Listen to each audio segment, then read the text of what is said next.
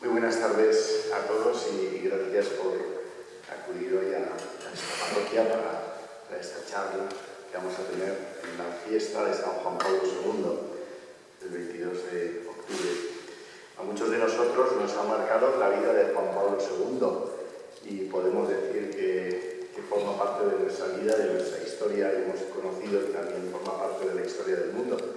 Pero quizás para muchos es hoy en día pues, un desconocido o solo conocen su mensaje de una manera limitada. El 2 de abril del año 2005, sabéis que moría Juan Pablo II, y en su funeral, pues su funeral tuvo lugar el poco tiempo después, efectivamente, en una plaza abarrotada de gente, en el año 2005. Poco tiempo después se le beatifica y el 1 de mayo del año 2011, algunos de nosotros estuvimos allí en esa beatificación y también poco después el Papa Francisco le canoniza. En aquella beatificación, en el Benedicto XVI, pues resume así el mensaje de Juan Pablo II. Su mensaje fue este: el hombre es el camino de la Iglesia y Cristo es el camino del hombre. Con este mensaje, que es la gran herencia del concilio y de su timonel, el siervo de Dios, el Papa Pablo VI, Juan Pablo II, condujo al pueblo de Dios a atravesar el umbral del tercer milenio, que gracias precisamente a Cristo él pudo llamar umbral de la esperanza. Sí, él, a través del largo camino de preparación para el gran jubileo del año 2000, dio al cristianismo una renovada orientación de preparación para el gran jubileo, de renovada orientación hacia el futuro de Dios, trascendente respecto a la historia, pero que incide también en la historia. Aquella carga de esperanza que en cierta manera se le dio al marxismo y a la ideología del progreso, él la reivindicó legítimamente para el cristianismo, restituyéndole la fisonomía auténtica de la esperanza, de vivir en la historia con un espíritu de Adviento, con una existencia personal y comunitaria orientada a Cristo, plenitud del hombre, cumplimiento de su anhelo de justicia y de paz. Bueno, de estas palabras quisiera simplemente rescatar esto, ¿no? La carga de esperanza. ¿Por qué Juan Pablo II pues, hoy nos incide o nos atrevemos a rescatarlo? Porque sabemos que es una carga de esperanza para nuestros días, para el momento en que vivimos. En el año 2005, en el funeral de Juan Pablo II, aquel 8 de abril, el secretario de Juan Pablo II, don Estanislao, cubría el rostro del Papa y él mismo relataba la experiencia de cubrir su rostro por última vez.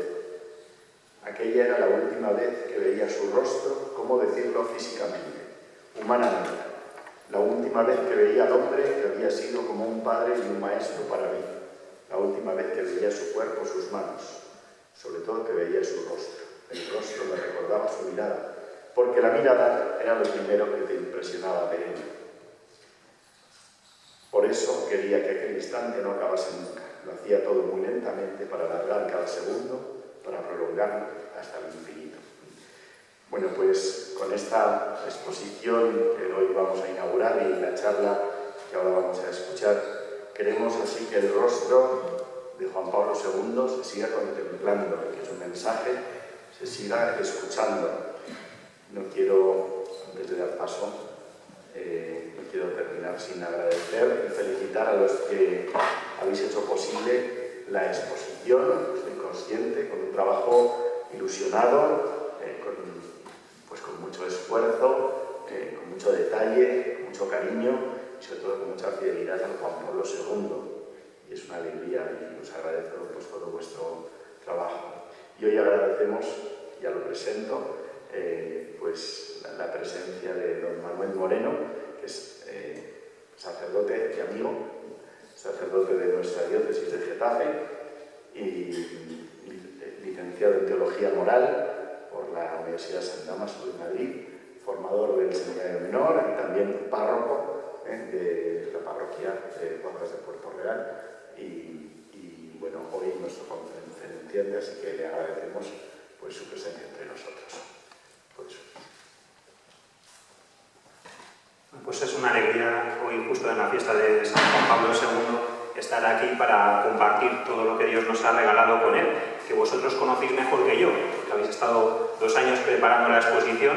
Entonces, pues no sé si voy a decir algo que no sepáis o añadir algo nuevo. O sea, habéis estado profundizando muchísimo y estoy ya deseando bajar para verla, para descubrirla, ¿no? Pero es una alegría pues, poder compartir todo lo que Juan Pablo II supone para todos nosotros. Esta mañana, pues visitando a una señora, ¿no? Al decirle, hoy es la fiesta de San Juan Pablo II, decía, pues ese era un papa muy apañado con todo el mundo, ¿eh? Así que es la visión, ¿no? que queda. Y yo solamente me he asomado pues, en el estudio un poquito a la figura de San Juan Pablo II, pero es un gigante, es algo inmenso que no podemos abarcar prácticamente, ¿no? Para poder abarcar a Juan Pablo II necesitarías pues meterte en su vida a fondo durante muchos años, ¿no? Pero simplemente con lo poco que me he podido asomar a su figura encontramos muchísima luz para hoy, es algo muy relevante para todos nosotros. Algunos quizá pudieran hacernos la pregunta, ¿no? Vosotros estáis aquí hoy, este sábado por la tarde, venís a ver una exposición sobre San Juan Pablo II, pero Juan Pablo II no está ya superado, no es igual que cuando sacan un teléfono, que le sacan enseguida el siguiente, ¿no? Y luego el siguiente, luego el siguiente. Entonces, como todo queda obsoleto, enseguida nos podrían decir, pero eso no es ya del siglo pasado, eso no está ya superado, no hay que pasar página. Y entonces, Juan Pablo II, yo creo que todavía está por descubrir, que necesitamos hacer este descubrimiento, pedirle al Señor, ya que nos ha concedido este don de este santo tan grande, pues que nos conceda ahora descubrirlo y profundizar en su persona, en su vida y en su pensamiento y en todo lo que tiene que decirnos el Señor a través de él. ¿Cuál es la frase más conocida de Juan Pablo II? Si os pregunto. No tengáis miedo, que es pues una de las frases que más repite Jesús en el Evangelio.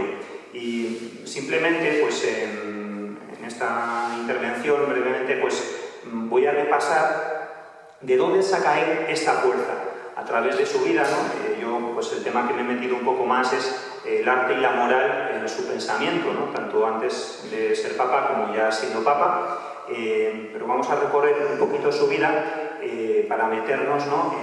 en la raíz de esta fuerza que tiene Juan Pablo II cuando nos dice tantas veces no tengáis miedo.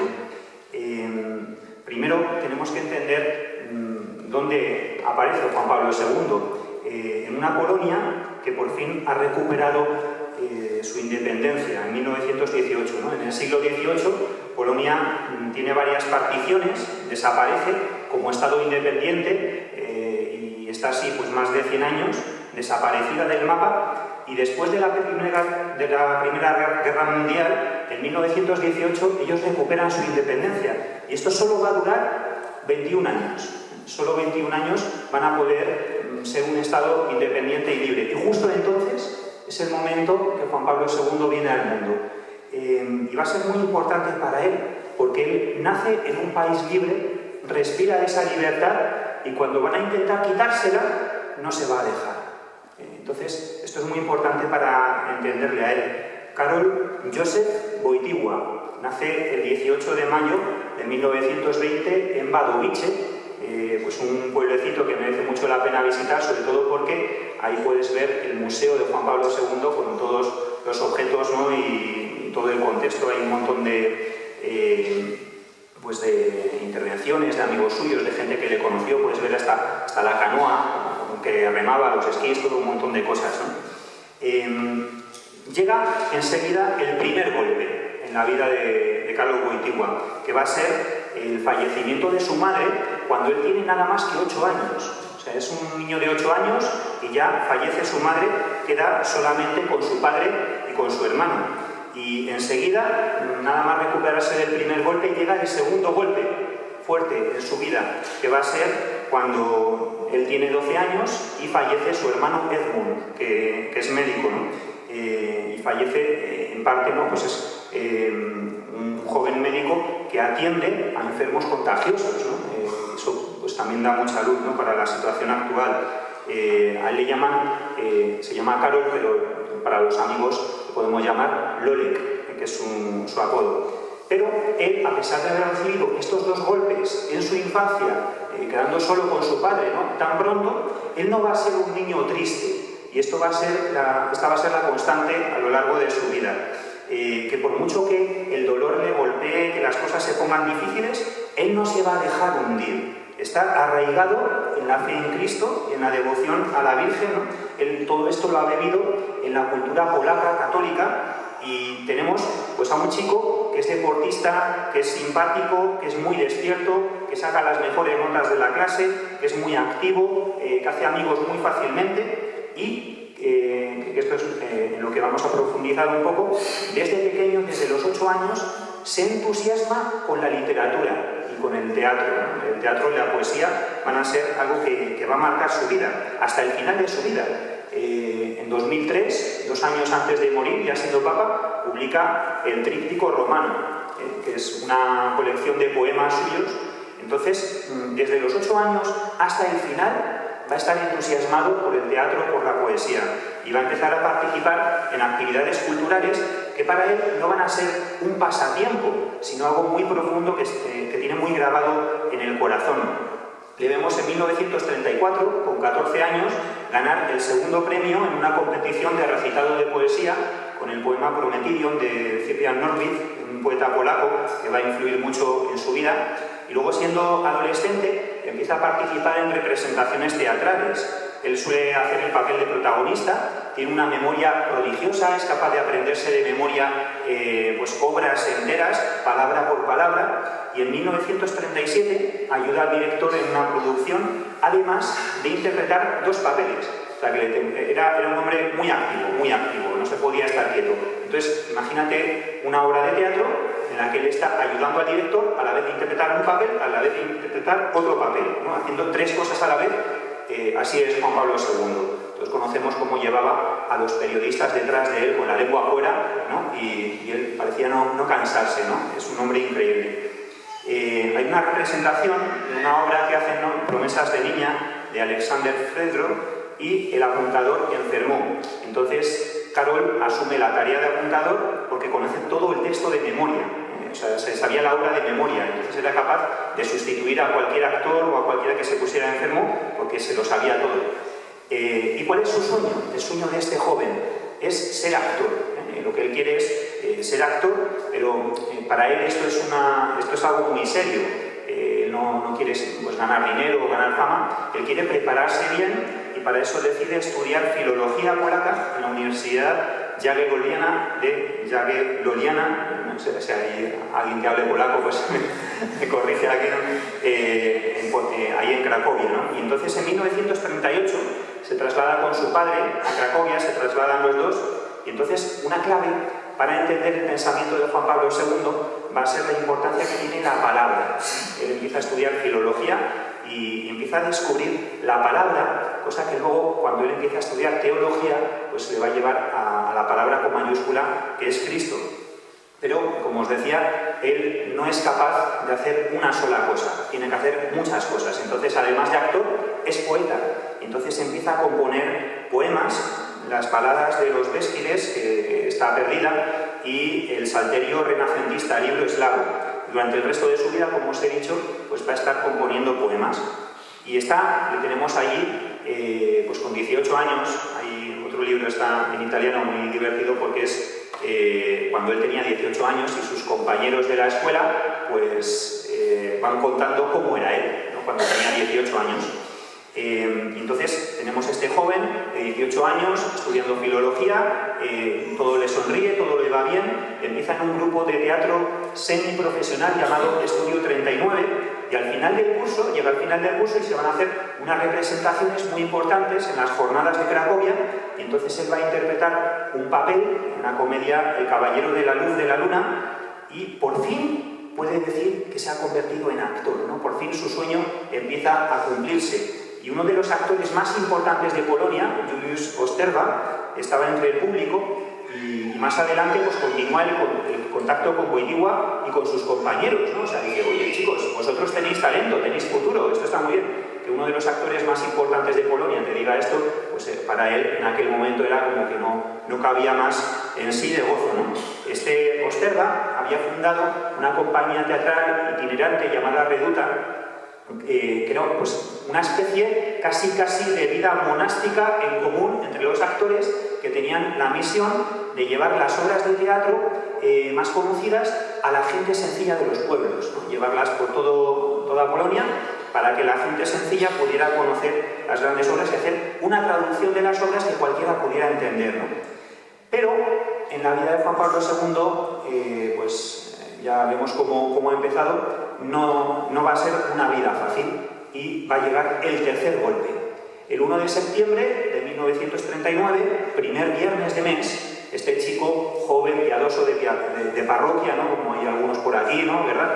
Pues este chico llega a la parroquia para confesarse y para comulgar, como era su costumbre los primeros viernes, va a ayudar en la misa, después comulgar, y entonces empiezan a sonar las alarmas antiaéreas, porque ese día, 1 de septiembre de 1939, pues Hitler invade Polonia, ¿no? Y tenemos el comienzo de la Segunda Guerra Mundial. Esto va a cambiar su vida para siempre. Él, pues que quería dedicarse a la cultura, que quería dedicarse al arte, pues va a ver cómo la invasión nazi pues lo que hace es intentar destruir la cultura polaca. Aparte de destruir pues, un montón de vidas y de todos los horrores que conocemos, pues tratan de eliminar la cultura polaca que tanto ama Karol, ¿no? Entonces cierran los centros de educación secundaria y superior, se prohíbe participar en actividades culturales, el Teatro Eslovaki de Cracovia cambia su nombre, ¿no?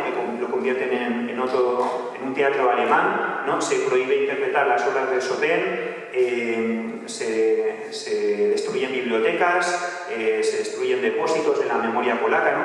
Hay un gesto simbólico, ¿no? Que es derriban la estatua del poeta nacional Adam Mickiewicz, ¿no? que era pues, muy importante en Polonia.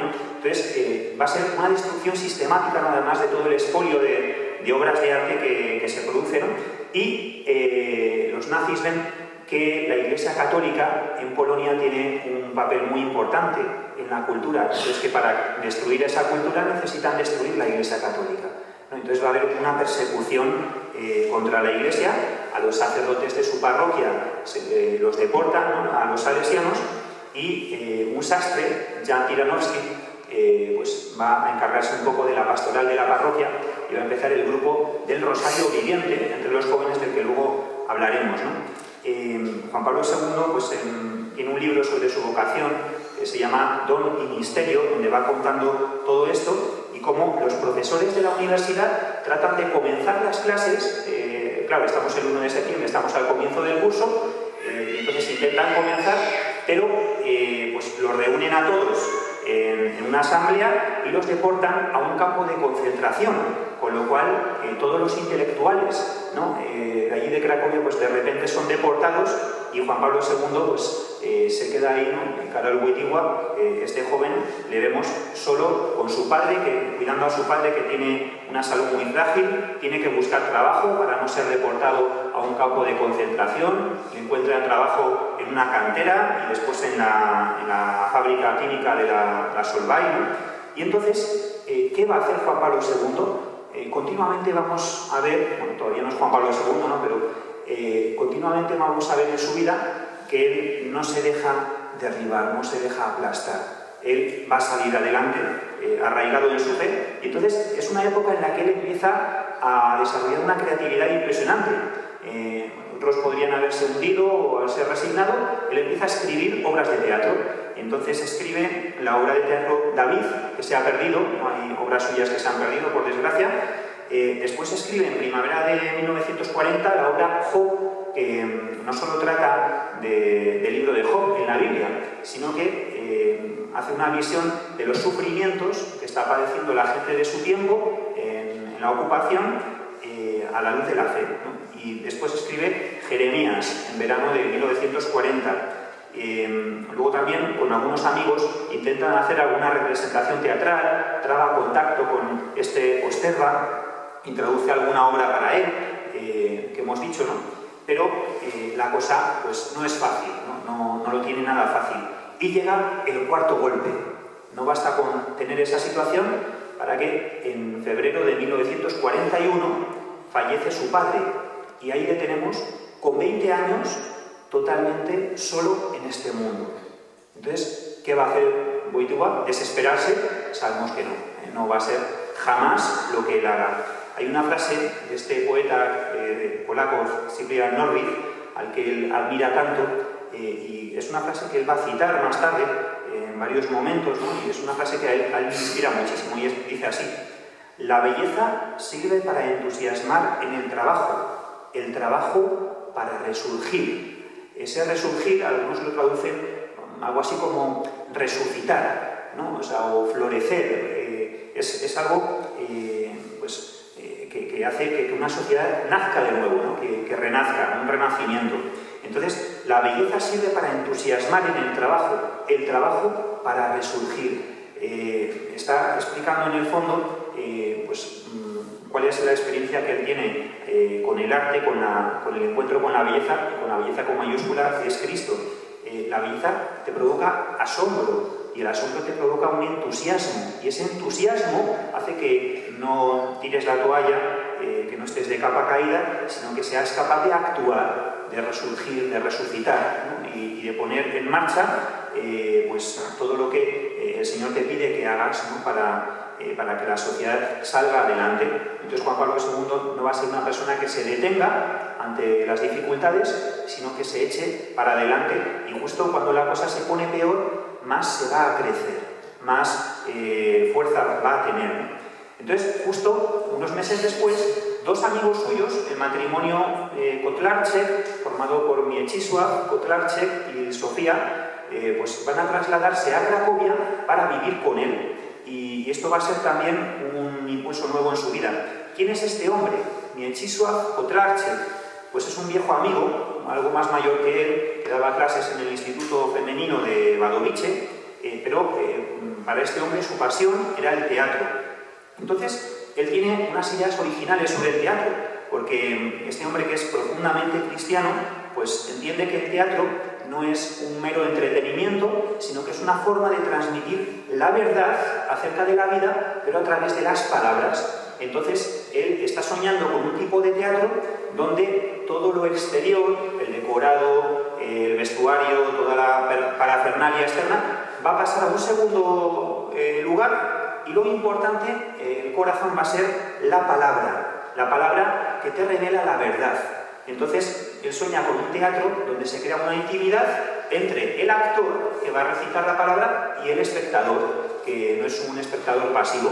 Entonces, el actor transmite la palabra de la verdad a la conciencia del espectador. Entonces, esa palabra como que renueva todas las cosas, ¿no? Renueva el alma de la persona que está escuchando. Él lo compara un poco casi al sacerdote, ¿no? El sacerdote que te predica la palabra para renovar tu vida desde el fondo, desde el interior, ¿no? Para renovar los corazones. Entonces, claro, si el actor es algo así, pues significa que el actor tiene una misión muy importante en la sociedad, ¿no? Entonces, estos se están dando cuenta, antes de que estalle la guerra, en ese periodo de entreguerras del que hemos hablado, de que hay una decadencia cultural, de que el arte se está convirtiendo en mero entretenimiento de masas. ¿Os suena de algo?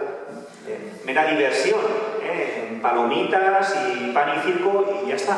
Y ellos quieren algo más verdadero. Y están bebiendo pues, de algo que ya estaba pasado de moda. Pues, para entender a Juan Pablo II tenemos que entender que ya incluso en su época, incluso antes de la guerra, él ya era un hombre pasado de moda. Es decir, él estaba mirando a los románticos polacos del siglo XIX, que en medio de la dificultad, ¿no? de esa Polonia que se han repartido entre distintos países, estos mantienen el alma polaca enraizada en la fe católica. Eso es algo peculiar de allí de Polonia, ¿no? Es decir, esos románticos donde beben es en la fe católica, que es la fuerza moral pues, que inspira pues, toda esta cultura. Y esto es lo que ellos quieren retomar, ¿no? Y de hecho muchas de las obras que ellos interpretan pues vienen de ahí, del romanticismo polaco.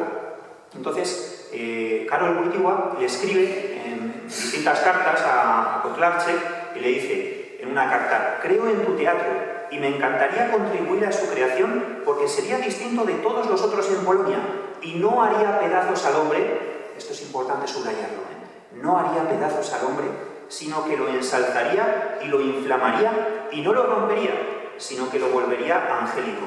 Esto escribe en una carta. Y entonces resulta que se han dado las circunstancias, ¿no?, para que precisamente Kotlarczyk y Karol Wojtyła estén viviendo juntos en la misma casa, y ahí solo se va a hablar de teatro, ¿no?, que va a ser la gran pasión que les va a mover.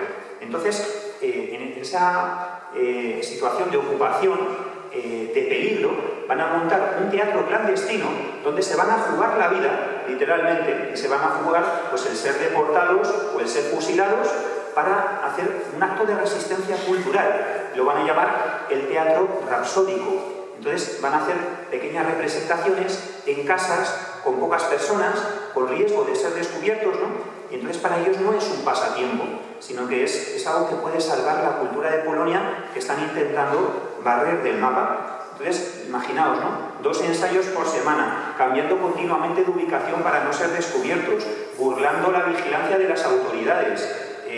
Consiguieron llevar a cabo 7 producciones teatrales diferentes en 22 representaciones distintas y con más de 100 ensayos entre 1941 y 1944. Y Wojtyła participa en todos y a menudo pues, actúa en papeles principales, es el alma del teatro rapsódico, ¿no? Entonces es un teatro de la palabra, ¿no?, donde esas personas que estaban en una situación de sufrimiento podían recobrar la esperanza. Nos preguntábamos al principio, ¿de dónde viene esto del no tengáis miedo? Pues es que él lo estaba viviendo. Lo estaba viviendo en esa situación. Pero, como os decía, también este joven está en estos grupos del Rosario Viviente, clandestinos. Todo lo que va a hacer va a ser clandestino. Los estudios universitarios que hace clandestinamente, las representaciones de teatro que hace clandestinamente. Entra en el seminario clandestinamente, ¿no? Porque, como os decía, pues está viviendo pues, su fe en estos grupos del Rosario Viviente. Se juntan varios jóvenes. Este sastre, Jan Tiranovsky, le introduce en las obras de San Juan de la Cruz, aprende español para poder leer mejor a San Juan de la Cruz y va profundizando su relación con el Señor y se va a dar cuenta de que ese sueño que él tiene de ser actor pues no es lo que el Señor le está pidiendo, que el Señor tiene otro sueño diferente para él y que le está llamando al sacerdocio. Entonces, en 1942, entra en el seminario clandestino de Cracovia, comienza a estudiar en la Facultad de Teología, y entonces, claro, le tenemos ahí trabajando en la fábrica química, ¿no?, llevando cubos, ¿no?, con materiales y tal, y había pues, algunos de los obreros pues, que durante su turno le dejaban a lo mejor que estuviera leyendo un libro de metafísica, ¿no?, para empezar a estudiar sus estudios del seminario. Entonces este chico, con mono de obrero, ¿no?, ahí estudiando teología clandestinamente, preparándose para ser sacerdote, se da cuenta, ¿no?, de que lo que necesita la gente en el fondo es la redención de Cristo y que el Señor le pide pues, ser sacerdote para llevarles esta redención. Hay una figura que influye mucho en esta decisión, no sé si conocéis la figura de Fray Alberto.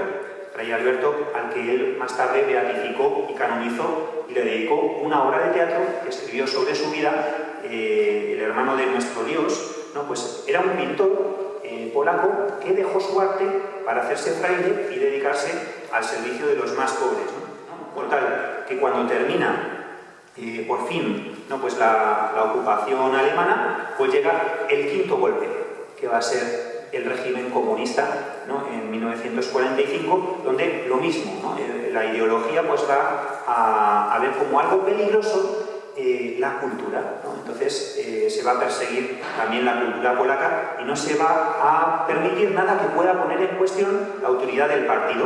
Entonces lo mismo, la Iglesia va a ser un objetivo y este recién ordenado sacerdote en 1946 pues enseguida pues, se va a convertir en alguien peligroso para el régimen. Va a estudiar a Roma, como decía, es ordenado en 1946 y él comienza a dar clases de ética en la Universidad de Lublin, no Dublín de Irlanda, sino Lublin con L, en Polonia, y allí pues tiene las clases llenas de gente.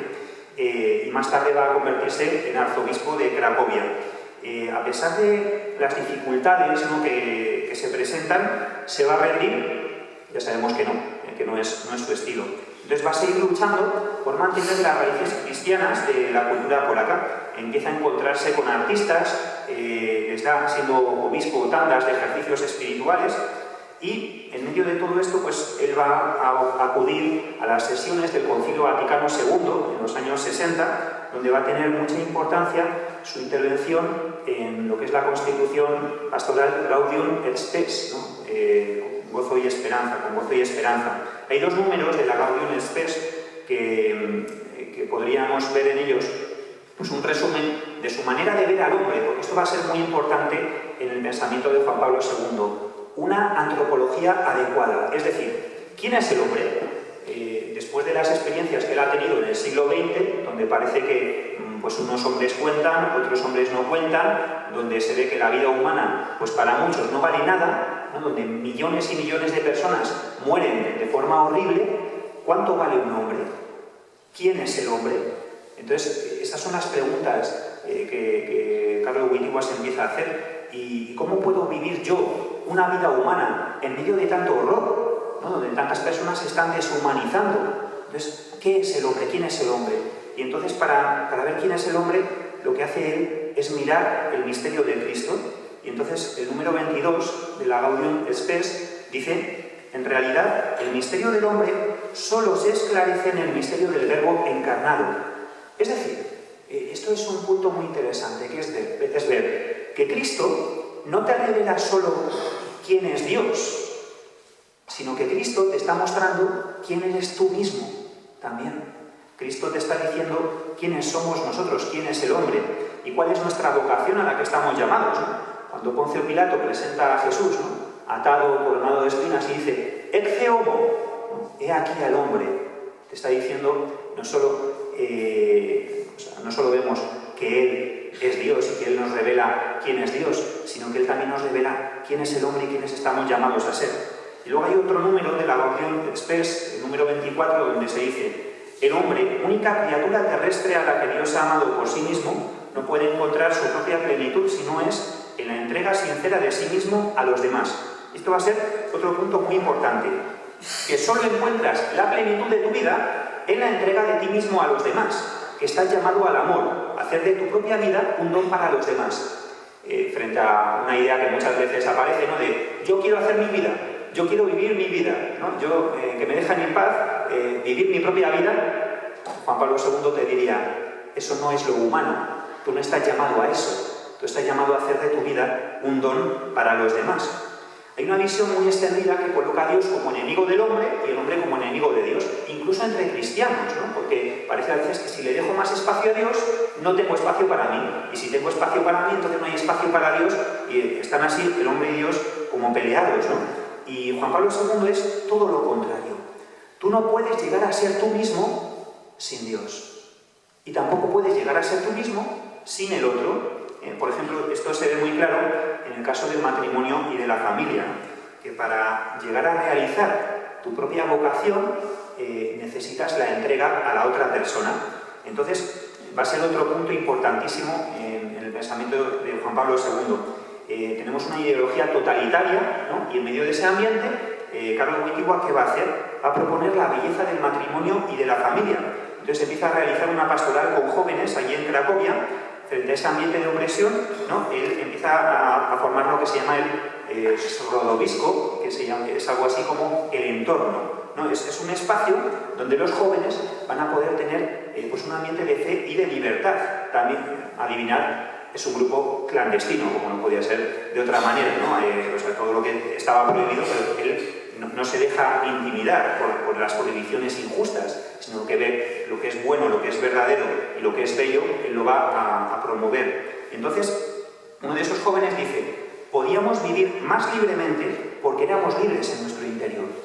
Entonces, pues es cuando, todos conocéis, ¿no?, cuando empiezan a hacer excursiones en kayak, empiezan a hacer excursiones a la naturaleza, celebran la misa en medio de la naturaleza, pueden hablar de temas que estaban prohibidos, ¿no?, y pueden expresarse libremente. y le empiezan a llamar Bujek, ¿no? Que es algo así como el tío, ¿no? Era como el nombre en clave para no ser descubierto, que eso era el tío, ¿no? Era pues esa figura del sacerdote que va a ser tan importante para todos estos jóvenes que después empiezan a casarse, empiezan a formarse matrimonios y familias.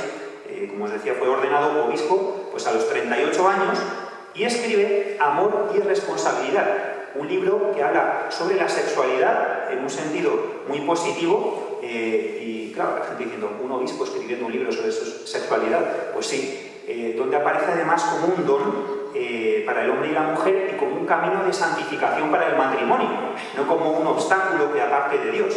Y en esa época también es cuando escribe dos dramas más, dos obras de teatro, que son El taller del orfebre y otro que se llama Irradiación de paternidad, además de seguir escribiendo poemas, como decía, desde el principio hasta el fin va a estar escribiendo poemas. Entonces, bueno, el taller del orfebre es obligatorio, sabéis, para todos los matrimonios, todas las parejas de novio, se van a casar tus hijos, regálaselo, se va a casar el vecino, regálaselo, es fundamental. No esperemos ver en esta obra de teatro, pues, teatro convencional, porque nada de lo que va a hacer Karol Wojtyła en su vida, nada de lo que él haga va a ser convencional. Él siempre abre caminos nuevos en todos los palos que toca, ya sea la filosofía, cuando da clases de ética, cuando escribe reflexiones, ya sea pues, cuando luego le veamos de papa, ¿no? Siempre va a ser algo novedoso, algo original suyo, ¿no? Siempre va a abrir caminos. Entonces, no es teatro convencional, es más bien una especie de meditación sobre el sentido que tiene el matrimonio, ¿no? El misterio del matrimonio. Y es una recomendación pues para todos, sobre todo cuando vengan las crisis, cuando venga la crisis matrimonial, el taller del orfebre, a leerlo entre los dos, así en voz alta, lo podéis representar en casa, y Juan Pablo II pues nos salva las crisis. Frente a la ideología de género, ¿no? que tenemos ahora, pues es mucho más atractiva y más verdadera la mirada que tiene Juan Pablo II. Como os decía, yo no puedo llegar a ser yo si no hay un tú. Necesitas la diferencia y la complementariedad. De forma que frente a la guerra, ¿no? entre el hombre y la mujer, tenemos que el hombre llega a ser más hombre gracias a la mujer y la mujer llega a ser más mujer gracias al hombre. Pues el marido no puede ser marido si no está casado con su mujer, ¿no? Y lo mismo viceversa, ¿no? Lo mismo que uno no puede ser padre si no tiene hijos y tampoco puede ser hijo si no tiene padres, ¿no? Entonces necesitamos al otro para llegar a realizar nuestra propia vocación al amor. Y ahí una recomendación también más densa que el taller del orfebre, ya cuando os leáis el taller del orfebre, ya el siguiente paso, las catequesis del cuerpo de Juan Pablo II. Hombre y mujer lo creó, ¿no? Es muy denso, pero bueno, como tenéis aquí buenos sacerdotes en la parroquia para irlo trabajando poco a poco, ¿verdad? Y seguro que lo habéis trabajado también al preparar la exposición. Es esta visión que él tiene, ¿no? Va a llegar, como no podía ser de otra manera, el sexto golpe. ¿Cuál va a ser? Pues este amigo suyo, Kotlarczyk, con el que montó el teatro rapsódico en los años de la ocupación, pues después este teatro continuó más adelante, pero va a ser perseguido, va a tener un montón de persecución. El 22 de agosto de 1966 se está celebrando el milenio del bautismo de Polonia, un jubileo muy importante que luego le va a inspirar a él para convocar el jubileo del año 2000. Se está celebrando el 25 aniversario de la creación del teatro rapsódico. Karol Wojtyła, que ya es arzobispo de Cracovia, va a celebrar una misa en la Catedral del Babel, en Cracovia, pues para dar gracias por el teatro rapsódico. Entonces el régimen utiliza esta participación suya para atacar el teatro y lo van a clausurar el 31 de agosto de 1967. Entonces Wojtyła, que ya es cardenal, va a escribir una carta de protesta al ministro de la Cultura y del Arte, pero no tiene respuesta.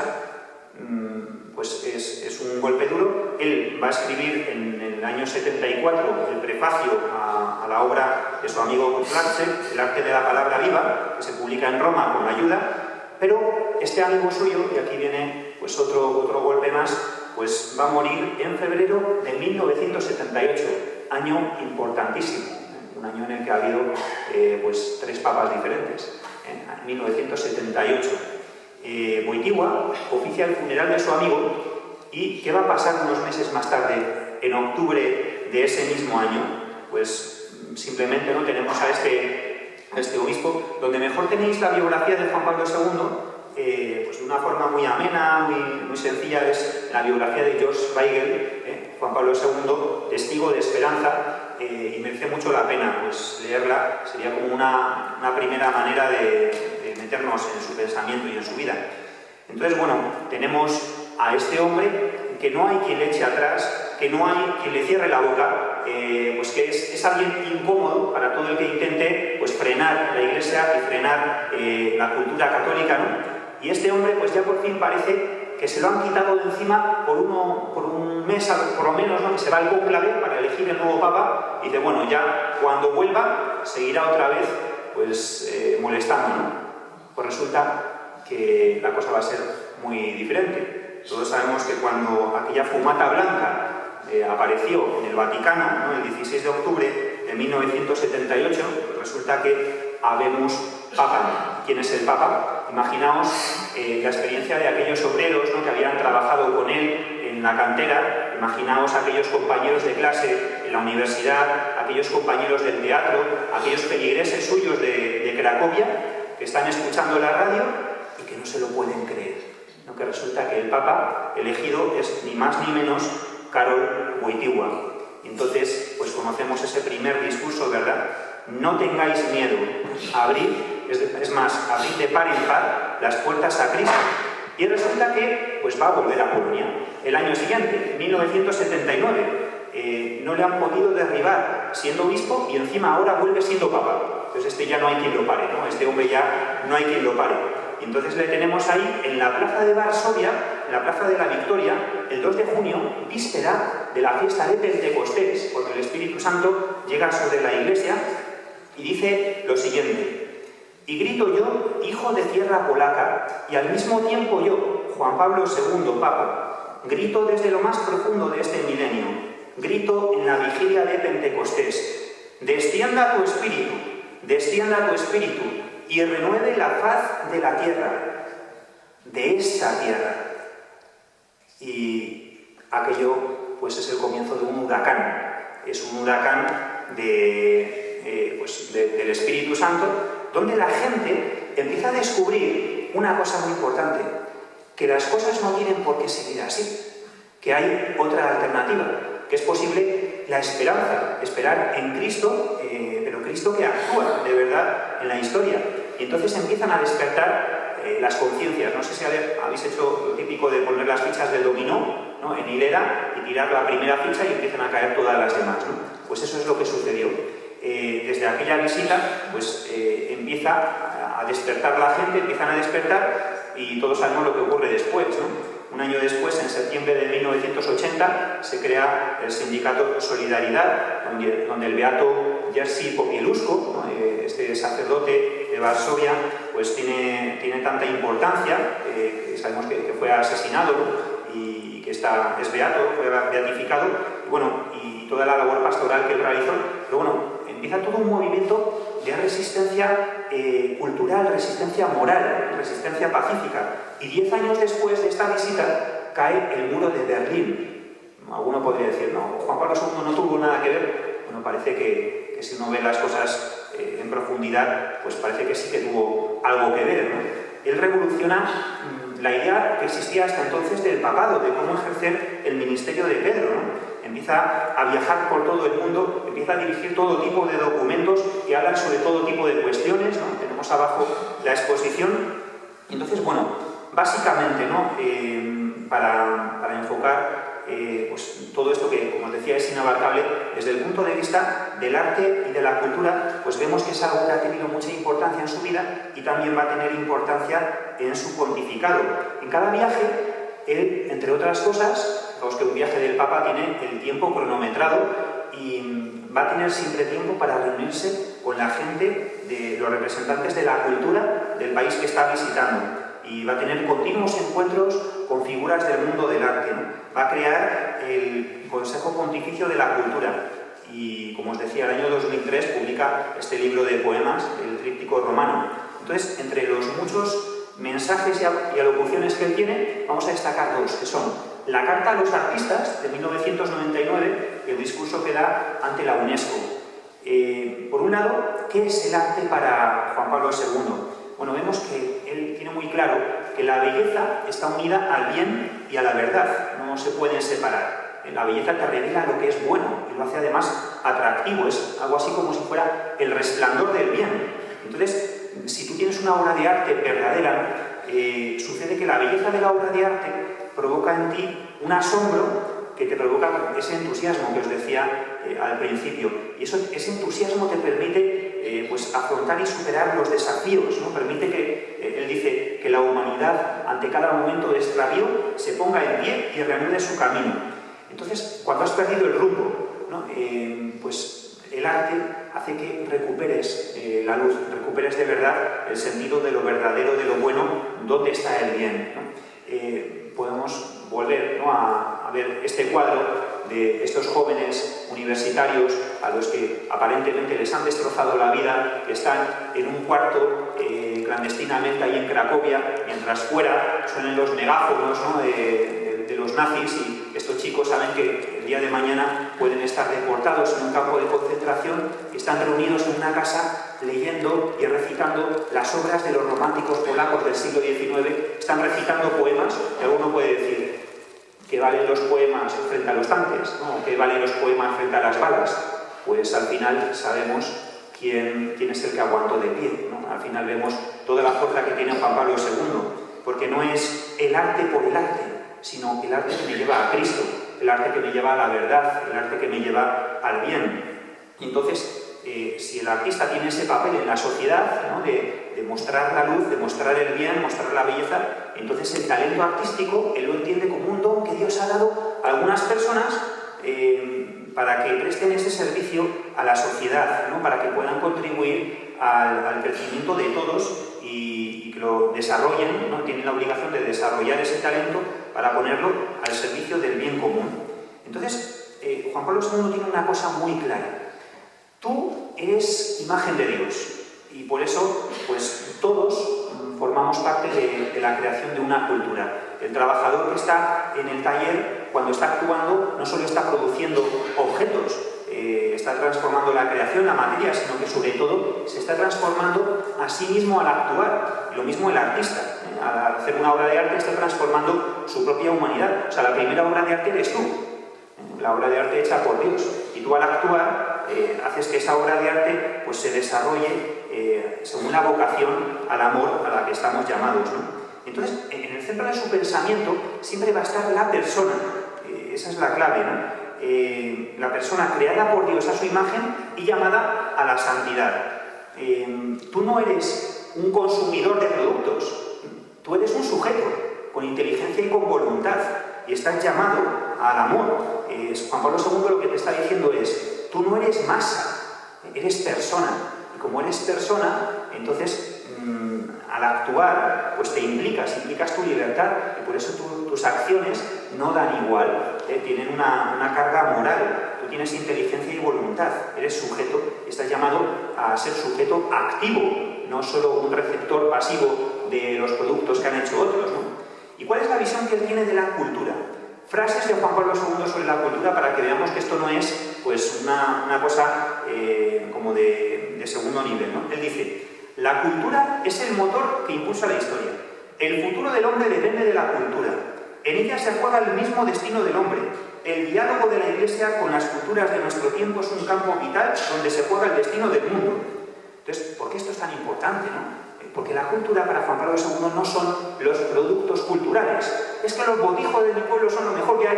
Bueno, pues estará fenomenal, ¿no? Pero es que la cultura no se reduce a los productos, ¿no? que hemos creado con la cultura.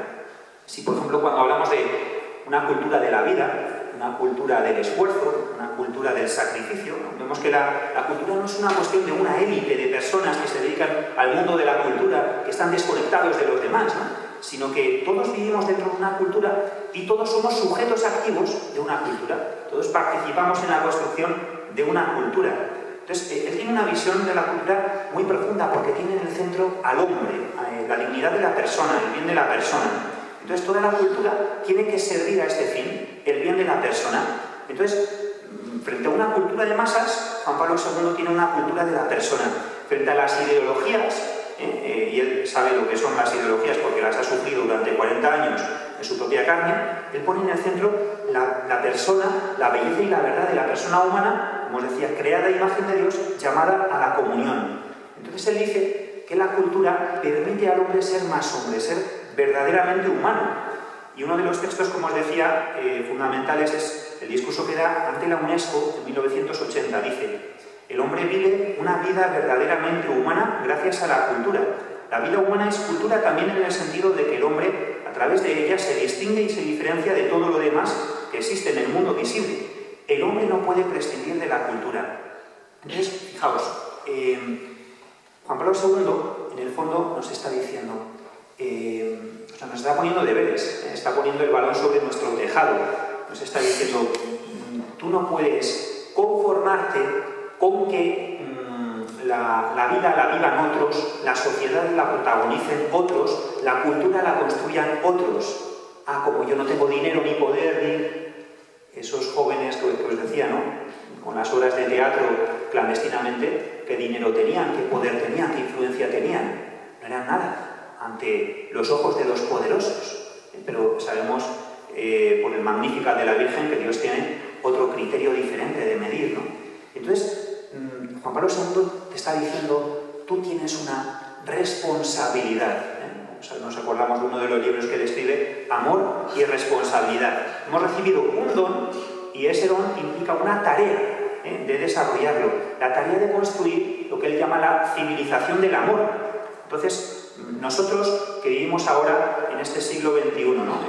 Tanto habló él del tercer milenio, y nos encontramos pues, en un mundo de plástico y de pantallitas, ¿no? Un mundo muchas veces desnaturalizado, un mundo de máquinas, ¿no? Donde sigue habiendo pues, mucho totalitarismo que campa a sus anchas, donde sigue estando la cosa difícil para seguir a Cristo, donde a veces tengo todo en contra, donde me encuentro en una sociedad secularizada, donde parece que el matrimonio y la familia no valen nada, y entonces, en medio de unas dificultades tan grandes, ¿cómo puedo yo mantener la esperanza? Pues Juan Pablo II nos lo está diciendo con su vida y con sus palabras. Lo primero es profundizar en la relación con Cristo. Tenemos en Juan Pablo II un gigante, ¿no? Y como os decía, es un don de Dios, pero no solo para los que estamos aquí, sino para toda la humanidad. Entonces nosotros tenemos la responsabilidad de acoger este don y de descubrir a este Juan Pablo II, conocerle a él, conocer su pensamiento, el que es a la vez artista, es poeta, es pastor de la Iglesia, es filósofo, es teólogo, ha caminado por todos los caminos, pero sobre todo es una cosa, sobre todo es santo, y es profético, es alguien que se anticipa a la situación que estamos viviendo hoy con muchos años de antelación y que es una luz para la situación que nosotros vivimos. Y cosas que nosotros estamos viviendo ahora, él las ha vivido hace muchísimos años ya. Él ya ha estado allí y él ha encontrado de verdad a Cristo, y Cristo es el quien le infunde a él esta fuerza para poder seguir diciendo, no tengáis miedo. Vemos, sí, pues nos podemos quedar, ¿no? En la visión más externa, ¿no? Todos los viajes que él hace por el mundo, y él, pues tenemos grandes dones gracias a él, como el Catecismo de la Iglesia Católica, el Código de Derecho Canónico, vemos cómo se ha encontrado con representantes de todas las religiones, cómo ha beatificado y canonizado a más gente de que todos sus predecesores juntos, ¿no? Si buscáis los récords de Juan Pablo II, está muy bien, ¿no? Pero creo que tenemos que dar un pasito más, ¿no? Y es profundizar, como él ha hecho, en nuestro encuentro con Cristo, que es el que permite superar todas las dificultades, profundizar en el misterio del hombre a la luz de Cristo, cómo vivir una vida auténticamente humana y pues, en nuestras relaciones sencillas de cada día, ¿no? Y ver, pues, sobre todo toda esa resistencia moral que él tiene frente a las ideologías, a las falsificaciones, pero no a la defensiva. Juan Pablo II no es alguien que se ponga a la defensiva, como diciendo, no me pegues, o como viendo enemigos por todas partes. Juan Pablo II es alguien capaz de proponer algo, ¿no? Porque a veces nos pueden decir a los cristianos, muy bien, sabemos que estáis en contra de esto, estáis en contra del otro, estáis en contra de todo. ¿Qué proponéis? ¿Los cristianos tenéis algo que aportar o solo queréis defenderos? ¿No? Y Juan Pablo II nos hace vivir nuestra vida cristiana de una manera muy atractiva, porque es alguien que te propone algo nuevo, es alguien que crea cultura, es alguien que crea una manera nueva de estar en el mundo, una manera nueva de ser humano.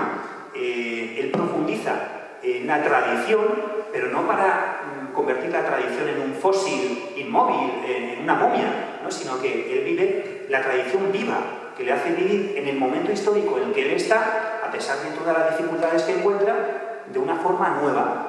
Cristo dice, yo hago todas las cosas nuevas, ¿no? Y es una luz para el tercer milenio. Bueno, pues creo que esta ocasión puede ser una oportunidad muy buena, ¿no? Partiendo de esta exposición, pues para profundizar en Juan Pablo II, conocerle más a fondo, leerle mucho su pensamiento, para pedirle al párroco pues, que os proponga un viaje a Polonia, ¿verdad? Para ver pues Wadowice, ¿no? Cracovia, todo eso, y podría estar muy bien, ¿verdad? Y ahora que no me oyen, y sobre todo pues para dar gracias a Dios y ver que cuando llegue pues eso, el momento donde parece que todo está mal, el momento donde parece que todo es negativo, que no se ve, ¿no? La luz al final del túnel, pues Juan Pablo II, con la antorcha de la esperanza que nos trae, nos vuelve a decir, no tengáis miedo, abrid las puertas a Cristo. Gloria al Padre, y al Hijo, y al Espíritu Santo.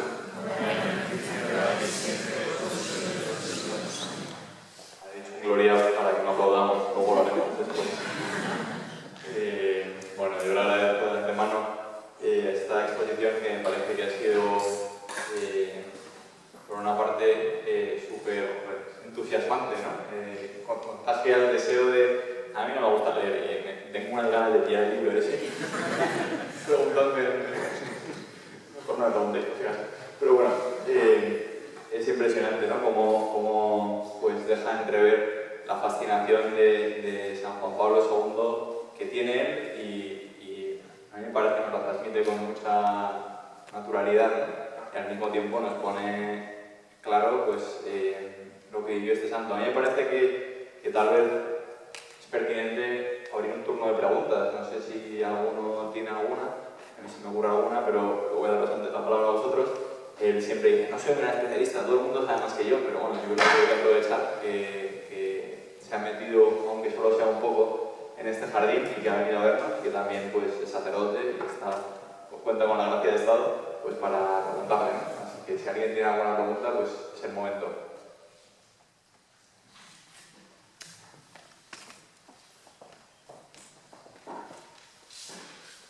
Gracias por la intervención. A mí me causa como curiosidad, ¿no? No sé si viene el interés por Juan Pablo II, porque la última vez que vino a España en el 2003, ¿no?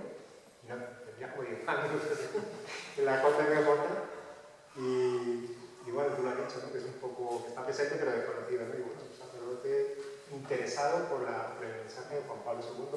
Hoy sé que hay institutos y todo lo demás, pero a ti en concreto, ¿cómo te aparece esta de vocación o interés por Juan Pablo? Yo creo que pues al final Juan Pablo II, una de las cosas que tiene, que cuando empiezas pues ya no puedes parar, ¿no? Entonces, bueno, es cierto que yo nunca le llegué a ver en persona, ¿sabes? Solo le llegué a ver por la tele, ¿no? Y también pues me impactó mucho cuando falleció, ¿no? Y siempre pues me ha resultado pues una figura muy atractiva,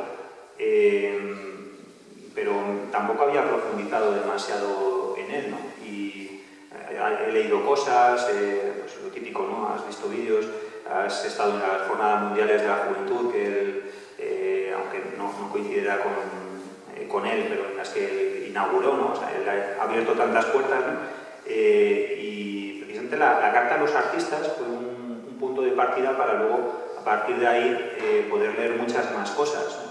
Es cierto que advertencia, porque a lo mejor puede pasar que alguno sale de aquí entusiasmado, pues voy a empezar a leer Juan Pablo II, venga, ¿qué me pide? Y te coges a lo mejor pues eso, las catequesis del cuerpo, y entonces empiezas en la primera página y dices, ¿pero qué está diciendo? No entiendo nada con este lenguaje tan denso, tan filosófico, tan abstracto, ¿no? Y entonces que enseguida te desanimes, lo dejes en la estantería y digas, me dedico a otra cosa, ¿no? Entonces creo que es bueno empezar por algo asequible, algo que se te haga más fácil de digerir, y desde ahí vas entendiéndole mejor, vas entendiendo su manera peculiar de pensar, porque tiene una forma muy peculiar de pensar y de reflexionar, ¿no? Y desde ahí puedes partir a otras cosas, ¿no? O sea, tomar como un punto de apoyo. Creo que para empezar está muy bien de Weigel, ¿no? la biografía, porque te hace una panorámica muy grande, con mucha luz de toda su vida. O, por ejemplo, si os interesa este tema del arte, ¿no? La carta a los artistas, tiene muchas cartas, ¿no? Dedicadas a pues, la carta a los jóvenes, carta a los ancianos. Entonces, empezar por algo que sea asequible y de ahí ir pasando a más, ¿no? Yo creo que es la clave, porque si no, sabiendo que el desánimo puede ser muy...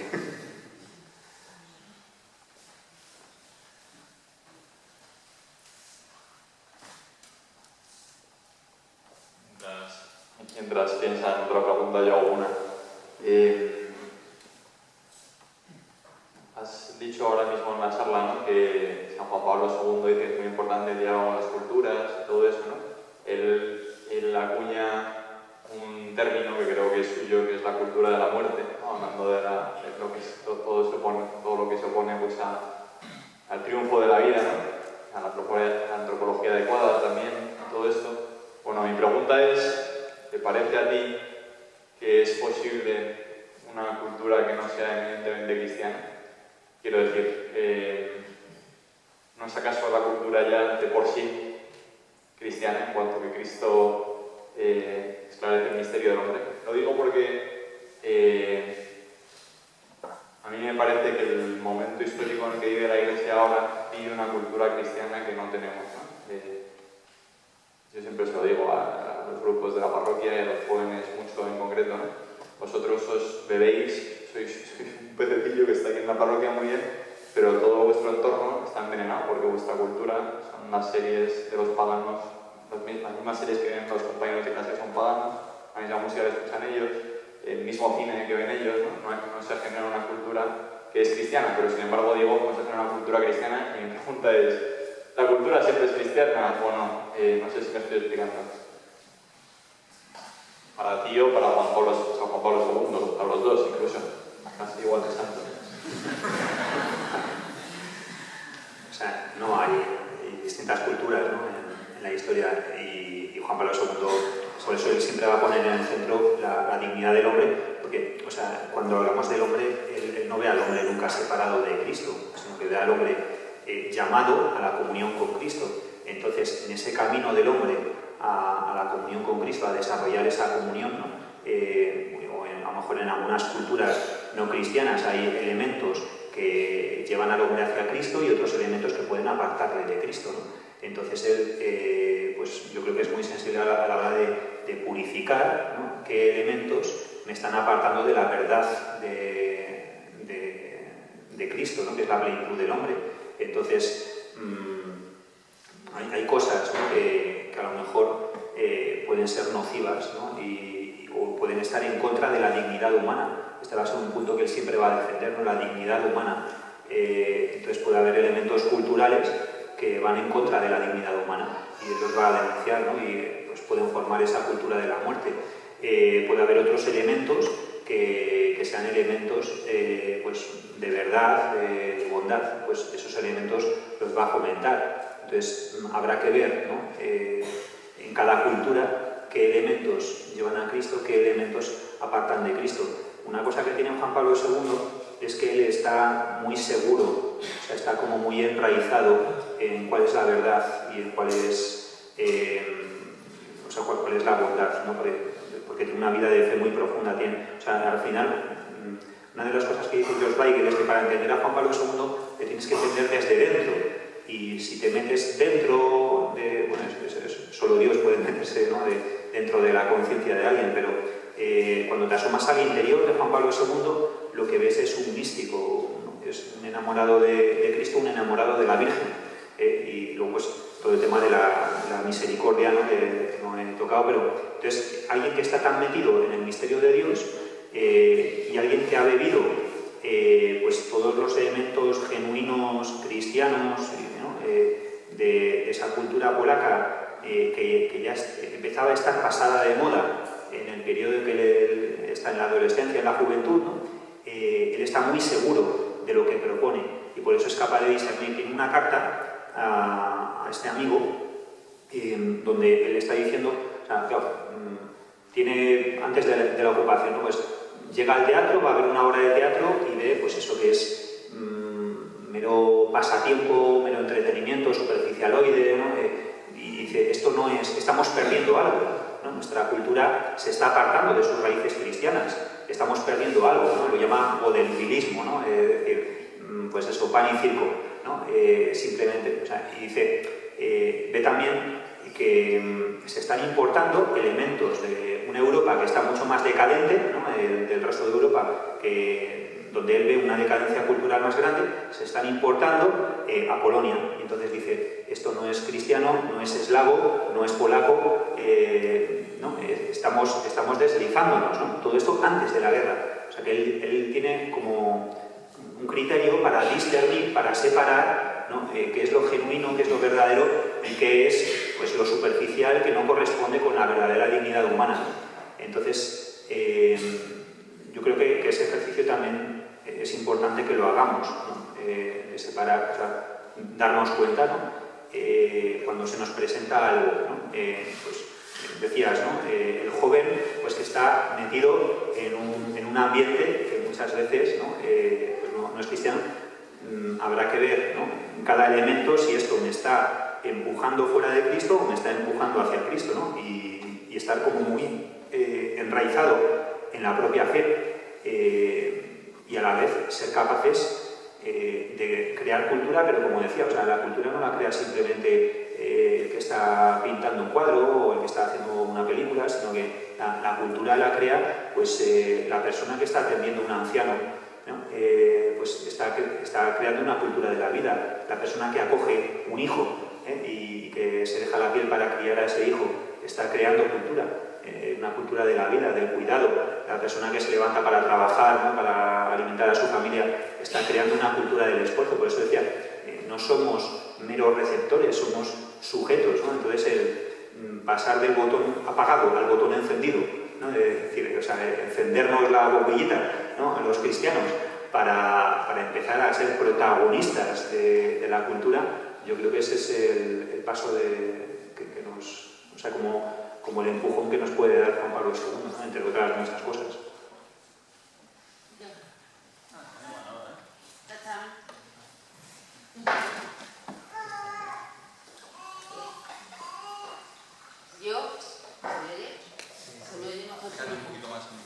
Hola, gracias por venir y por hablar de mi santo preferido de todos nosotros seguramente.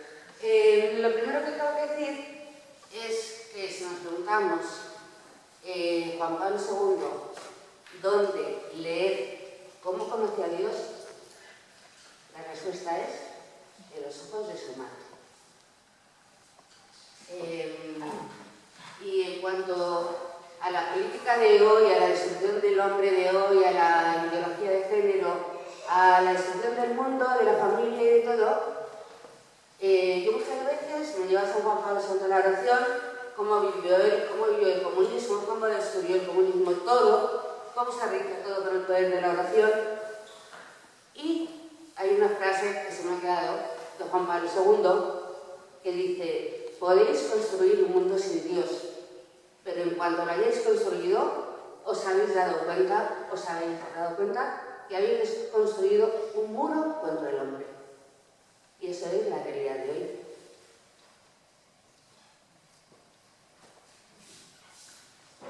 Así es, Dios y el hombre van unidos, entonces no, o sea, él tiene muy claro que si quito a Dios, quito también al hombre. No es si quito a Dios, entonces puedo construir el mundo del hombre, sino si Dios no aparece, pues el hombre se destruye, ¿no? Lo tiene muy presente. Gracias, Manuel, lo primero por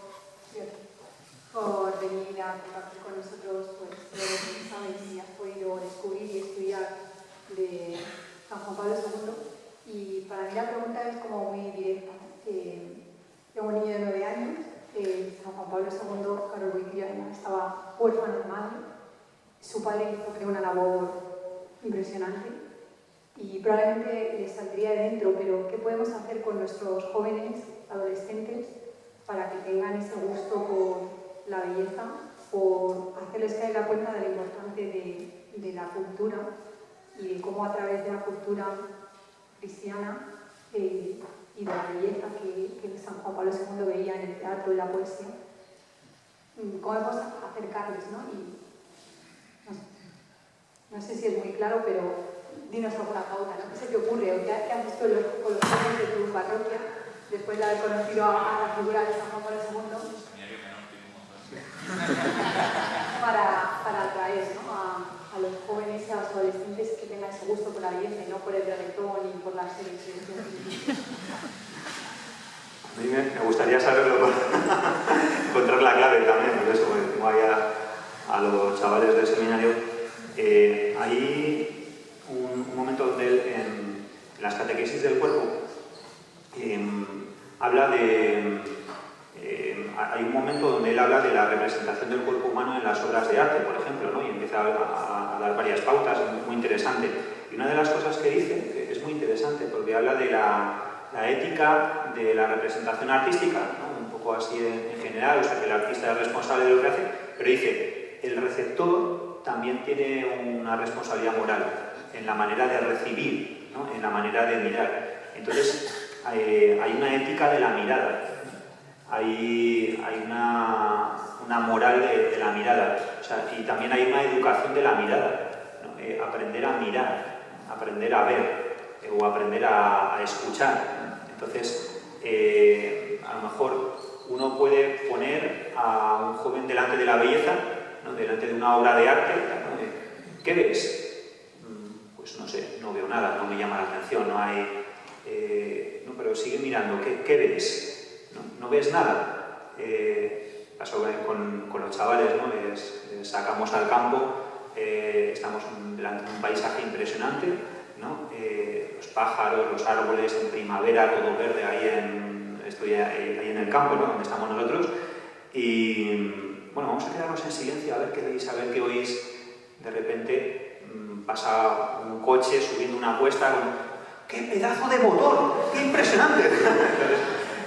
Claro, lo que te llama la atención es eso, ¿no? Es lo que a ellos en ese momento es... Pero Juan Pablo II al final te propone como algo muy humano, muy verdadero, muy real, ¿no? Y yo creo que una de las claves es eso, educar la mirada. No es porque, ¿no? Si te pones delante de una obra de arte no hay nada que ver, hay mucho que ver. Lo que pasa es que tú a lo mejor no lo estás viendo porque no te han enseñado a mirar, ¿no? O sea, el joven, ¿no? Pues si nosotros mismos, claro, eso primero sería una autoeducación, ¿no? Para el adulto, ¿no? Es decir, si yo quiero transmitirte la pasión por la lectura, pero lo último que leí, lo único que he leído en los últimos 2 meses ha sido el Marca, con nadie, ¿no? Pero entonces es difícil que yo te transmita algo que no tengo, ¿no? Entonces yo creo que lo primero es, o sea, Juan Pablo II es un apasionado, o sea, es un hombre que vive con pasión y por eso, o sea, tiene también esta fuerza, ¿no? Entonces, la pasión por Cristo no le aleja de lo humano, sino que le lleva a interesarse por todo lo humano, ¿no? Cuando él va con estos jóvenes, ¿no? En estas excursiones, pues a lo mejor se van varios días, ¿no? En kayak y acampan y dan largas caminatas, hablan de todos los temas, ¿no? Que les proponen los jóvenes, él se interesa por todos los temas, ¿no? Porque es capaz como de ver la relación que eso tiene con Cristo, ¿no? Que Cristo no es ajeno al corazón del hombre, dice, solo Él conoce el corazón del hombre, ¿no? Entonces, si nosotros, ¿no? estamos apasionados por la belleza, y nosotros estamos apasionados por el bien, estamos apasionados por la verdad, y vemos que todo eso al final confluye, que Cristo es la plenitud de todo, sobre todo si tenemos vida de oración y estamos apasionados por Cristo, entonces será más fácil que podamos transmitir lo que nosotros hemos vivido, ¿no? Y si yo estoy viendo la obra de arte y estoy viendo algo más de lo que ve este adolescente, pues a lo mejor le puedo enseñar a mirar, o le puedo enseñar a escuchar, o le puedo enseñar a contemplar, a tener una actitud contemplativa, ¿no? De forma que pueda calar algo. A lo mejor igualmente, pues como la adolescencia, pues, en el este de rebelarse contra todo lo que me propongan, pues puede que me lo tire a la cara, pero ya, yo lo he dejado ahí, ¿no? Y a lo mejor ya cuando recapacite, pues se da cuenta de que todo eso que se había ido sembrando, ¿no? Entonces creo que va por ahí, ¿no? Quizá.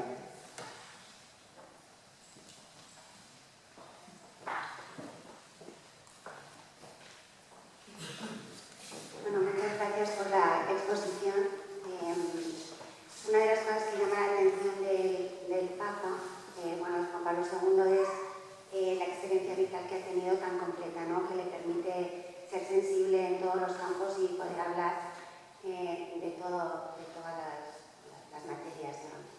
Yo me voy a enfocar en una de ellas, que es la de pues, ser sacerdote en un país en el que hay comunismo, ¿no?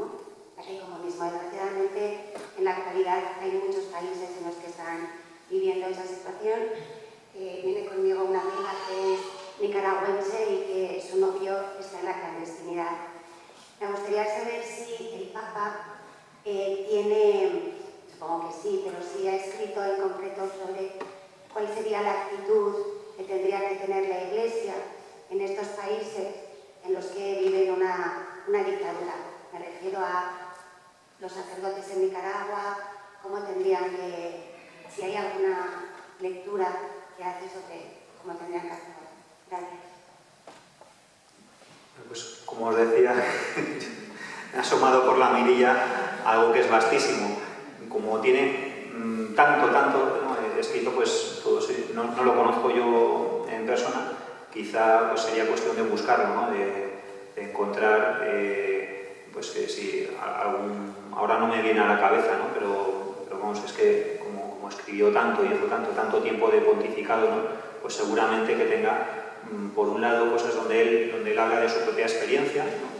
Don y Misterio es el libro donde él cuenta su vocación, ¿no? Y él va contando cómo el Señor le llama precisamente en un contexto difícil al sacerdocio, ¿no? Y sus primeros años de sacerdote están marcados por un régimen comunista, ¿no? Y sin embargo, pues él es capaz, ¿no? de desarrollar una pastoral impresionante y tener una actitud de alegría, ¿no? De vivir una alegría. O sea, lo que dice Jesús, nadie os quitará vuestra alegría, ¿no? Entonces, escritos suyos en concreto, pues no sé, ¿no? Sería cuestión de buscarlo. O sea, como tiene, ya os digo, es que siempre encontré hasta la locución de Juan Pablo II a la Asociación Italiana de Peluqueros de Señora. O sea, tienes todo, es que ha hablado de todos los temas. Pero, aparte de algo que él mismo dijera, ¿no? A sacerdotes, podríamos ver también en su propia biografía cómo él vivió en medio de... O sea, ese es el primer libro que escribió, es su propia vida, ¿no? Con sus propias acciones, cómo él vivió en ese contexto, ¿no? Y ahí los capítulos de George Weigel, donde hablan de todos esos años, ¿no? Que al final pensamos desde 1945 hasta 1978, que es elegido Papa, pues es continuamente, además está en el punto de mira, ¿no? De persecución, pues sabemos que le grababan en los confesionarios, le espiaban, ¿no? Le hacían todo. Claro, no se esperaban que después iba a volver como Papa, ¿no? Pero aunque no hubiera llegado a ser Papa, ¿no? Yo creo que una de las claves fue esa, como que él no pierde la alegría y no pierde la esperanza, no pierde la relación con Cristo, ¿no? O sea, ¿cómo evangeliza? Como puede, ¿no? Es decir, a lo mejor no puede evangelizar a banderas desplegadas, ¿no? Pero hay mucho que él puede hacer, a pesar de... Y como os decía, ¿no? Pues ahí la palabra clandestinidad pues va unida a la primera mitad de su vida, es clandestinidad, ¿no? Es un cristianismo de catacumbas, pero es un cristianismo valiente, es un cristianismo, y sobre todo porque tiene muy claro quién es y de dónde viene. O sea, tiene muy clara su identidad, y eso es muy importante. Hay un libro que él escribe, Memoria e Identidad, donde habla también de todo esto de la cultura, ¿no? Pero, o sea, él reflexiona eso, ¿quién soy? ¿No? ¿Quién soy yo? Y además él continuamente lo dice, ¿no? yo soy hijo de Dios, yo soy católico, yo soy hijo de la tierra polaca, ¿no? O sea, esto lo tiene grabado a fuego. Entonces, sí, pues a lo mejor te quitan ciertas libertades, a lo mejor te persiguen, te oprimen, pero no te quitan quién eres, ¿no? O sea, su identidad no se la quita a nadie. Y entonces, al final, o sea, él tiene muy claro la superioridad del bien, ¿no? Es decir, que el bien no lo puedes tirar, no lo puedes quitar, ¿no? Es decir, el bien está ahí y va a seguir, ¿no? O sea, el sol va a seguir saliendo, aunque pongas nubes de humo, ¿no? Es decir, hay algo que ningún poder humano va a poder derribar. Entonces, yo creo que vive la experiencia pascual, ¿no? O sea, el misterio de la muerte y la resurrección de Cristo con mucha fuerza. O sea, Cristo ha vencido, Cristo ha resucitado. Y hay muchos personajes alrededor de él, ¿no? que son también muy ejemplares. Adán Sapieha, que fue el obispo que a él le recibió en el seminario, ¿no? Y que se llegó a enfrentar al gobernador nazi de Cracovia, Hans Frank, ¿no? En un momento famoso, ¿no? Donde pues el gobernador va a comer con el obispo y el obispo le sirve lo mismo que comían la gente en Polonia muriéndose de hambre, ¿no? Le da el mismo plato que estaba comiendo la gente, ¿no? Y se queda el gobernador como planchado, ¿no? Stefan Wyszynski, ¿no? También el obispo Wyszynski fue Stefan, no me acuerdo si es Stefan de nombre, pero también es otra figura muy importante, ¿no? O sea que hay muchas figuras así a su alrededor que no fue él solo, ¿no? Que formaba parte de algo más grande. Ahora os habéis animado, pero no hay mucho tiempo para más. Voy a dejar la última según el orden que he visto. Siento los que he visto por ahí ya, pero a menos que sea hiper rápido.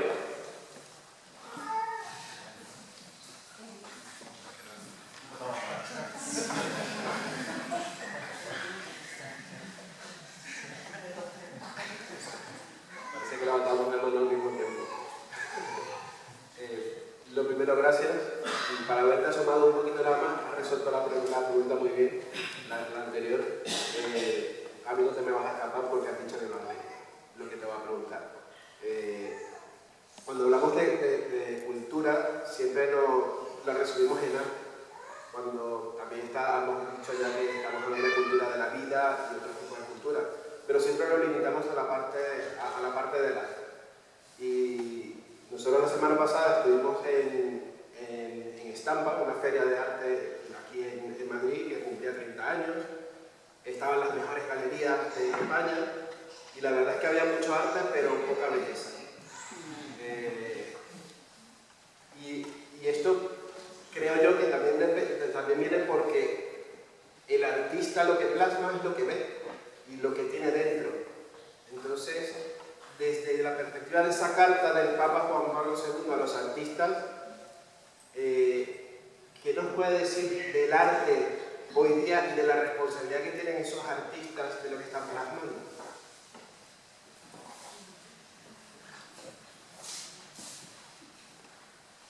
Y pues precisamente, ¿no?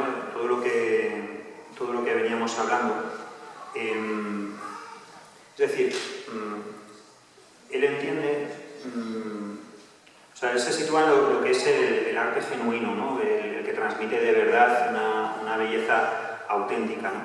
Entonces, él lo ve como un don de Dios, que Dios da a algunos, ¿no? O sea, a todos Dios les da el don de su propia humanidad y la tarea de plasmar su propia humanidad, ¿no? Esa es la primera obra de arte, es eso, un santo, es un santo y él canoniza muchísimos. Y luego a algunos pocos, pues Dios les da el talento artístico con una responsabilidad, ¿no? para poner al servicio del bien común. Pero él ve que la belleza no se puede separar del bien, ¿no? Es decir, la belleza, si la desconectas del bien, que es el pensamiento, por ejemplo, de Nietzsche, la belleza va por un lado, el bien va por otro lado, o sea, hemos destruido la raíz misma del ser de las cosas, ¿no? Entonces, si intento reflejar una belleza autorreferencial, ¿no? Que existe solo por sí misma y para sí misma, ¿no? Pensemos que el demonio, ¿cómo llegó a ser demonio? Pues enamorándose de su propia belleza, al final, ¿no? Separándose de la belleza con mayúscula que es Dios. Es una belleza autorreferencial que no está apuntándote a algo más grande, sino que está apuntando al ego, ¿no? Entonces, él, una de las cosas que habla es de los peligros que tiene el artista, ¿no? O sea, él habla de la espiritualidad o la ética del servicio artístico, ¿no? O sea que él entiende, hay uno de sus documentos más importantes, Labor Exercens, que habla del sentido del trabajo humano. Esto nos vale para todos nosotros, todo lo que estamos aquí. Aunque yo no soy artista, cualquiera pues le influye esto. A la hora de actuar, tú a lo mejor produces una acción externa, ¿no? Es decir, un alfarero que consigue pues, fabricar una pieza de alfarería, ¿no? Pero eso es la acción externa. Pero cada acto transforma tu corazón, transforma quién eres, transforma tu interior, ¿no? Entonces, esto lo traslada él al campo del arte. Y entonces él entiende que pues este trabajo en concreto, ¿no? La vida del artista es un camino de santidad, ¿no? Es un camino espiritual para crecer en la unión con Cristo. Entonces, esto tiene también sus tentaciones. Una de las tentaciones es el artista que solo se centra en su ego, o el artista que solo se centra en la fama, o que solo se centra en conseguir pues, simplemente ganancias económicas, ¿no? En lugar de la verdadera espiritualidad del servicio artístico. Entonces no está exento de tentaciones ese camino, y es muy fácil desviarse, como vemos. Entonces, hay otro momento donde él habla de que a veces hay una cacofonía, ¿no? O sea que entre una sensibilidad muy grande para la belleza artística y una falta de vida moral en la vida del artista, ¿no? Entonces dice que el artista debe armonizar su propia vida moral o sea, su sensibilidad ética con su sensibilidad estética, ¿no? Es decir, la conciencia moral con la conciencia artística, porque si no, pues tenemos ahí como una doble vida, ¿no?